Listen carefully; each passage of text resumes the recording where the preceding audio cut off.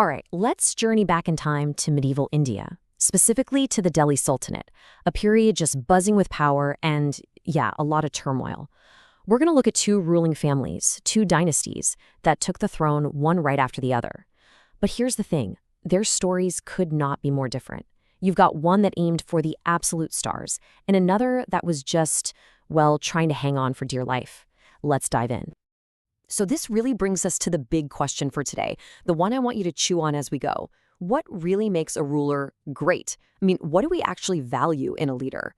Is it the grand, ambitious visionary, the one who's willing to risk it all for a revolutionary idea?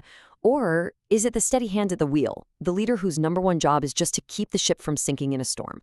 Keep that question in the back of your mind. And believe me, the two dynasties we're talking about today are the perfect case study for this. On one side, you've got the Tughlaqs. For them, the Sultanate was this giant canvas, right? A place for their bold, sometimes pretty radical experiments. Then, on the other side, you have the Sayyids. They basically inherited a total mess, and their entire philosophy boiled down to just one word: survival. We're talking two completely different playbooks for how to rule. Okay, so let's start with the Tughlaqs. Their dynasty was in power for almost a full century, from 1320 all the way to 1414. And if you had to describe this era in one word, it would be ambition. These guys were not content to just sit back and manage the empire. No way. They wanted to fundamentally reshape it. So who were these guys really? Well, in a nutshell, the Tughlaqs were a powerhouse.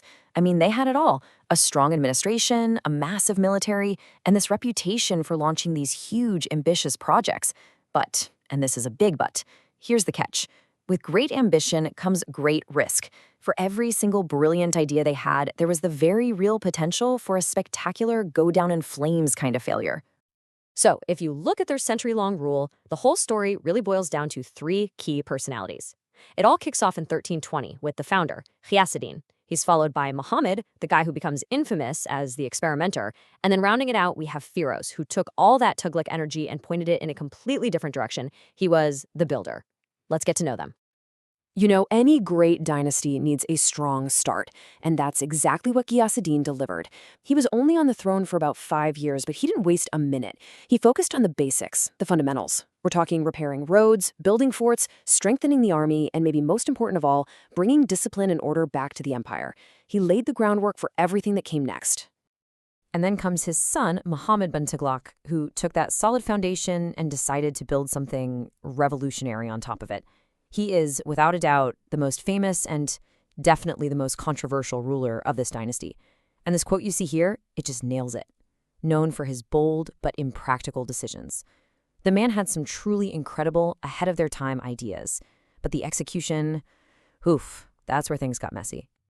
Let's just look at his two greatest hits, or maybe I should say his two greatest failures. First, the capital shift. In what was a mind-boggling logistical nightmare, he decided to move the entire capital city hundreds of miles south, from Delhi down to Daulatabad. Imagine that. Then, he tried to completely overhaul the economy with something called token currency. Basically, he introduced brass and copper coins and just declared that they were worth the same as precious silver coins. I mean, the ideas themselves were radical, for sure. But the planning? It was a total disaster.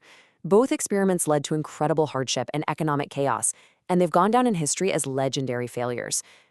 So, okay, after all of that drama and turmoil, the next major ruler, Firoz Shah Tughlaq, comes in and pivots. Hard. He still had that classic Tughlaq ambition, but he channeled it into something completely different: public works and welfare. Instead of launching risky experiments, he became a builder of things people could actually use. Canals for irrigation, hospitals, schools, gardens. He focused on making life better, encouraging farming and trade, a very, very different kind of ambitious Tughlaq ruler. But look, nearly 100 years of these high-stakes gambles, costly projects, and all the internal fighting, it really took a toll. By the time the Tughlaq dynasty finally fizzled out, the Delhi Sultanate was just a shadow of its former glory. It was weak, it was fractured, and it was incredibly vulnerable. And that is the world the next dynasty is about to walk into. And this is where we meet our second dynasty, the Sayyids. And really, if the Tughlaq story was a movie about ambition, the Sayyid story is a thriller about pure survival. They came to power in a sultanate that was literally falling apart at the seams, and their one and only goal was just to hold it all together. And if you want to understand the difference in scale, just look at this number. 37 years. The Tughlaqs got almost a century. The entire Sayyid dynasty, just 37 years. I mean, that single number tells you almost everything you need to know about how chaotic things were and the massive challenge they were up against. This was not a story about building an empire. It was a story about trying not to get buried in its ruins. So their entire mission was basically defensive. They weren't playing offense, trying to conquer new lands or launch grand projects. Nope. Their whole focus was on trying to restore some peace, just keeping the lights on in the administration, and defending what was left of the kingdom from, well, everyone. They were under constant attack from rivals outside and rebels inside. Yeah, their whole reign, which was kicked off by Khizr Khan, was about one thing: consolidation.